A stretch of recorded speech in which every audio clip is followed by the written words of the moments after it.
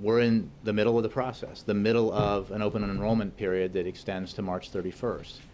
There is no question on the issue of expansion of Medicaid that the more states that agree to do that, the better off the residents of those states are, and the greater percentage of the American people who have access to that expanded Medicaid.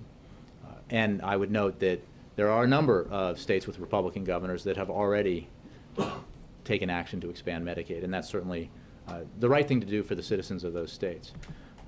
We have approximately 3 million people as of this point who have signed up in a private health insurance plan through the federal and state-based marketplaces since October 1st. And since you know how low the numbers were in October and November, you know that the bulk of that has occurred in December and January.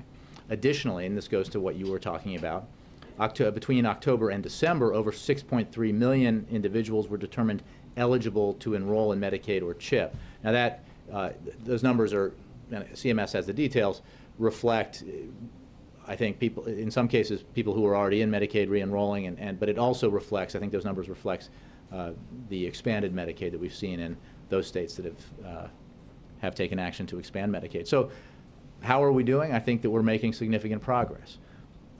But you won't hear anyone in this building, in HHS or CMS, say that we're done with this effort. And it extends to March 31st.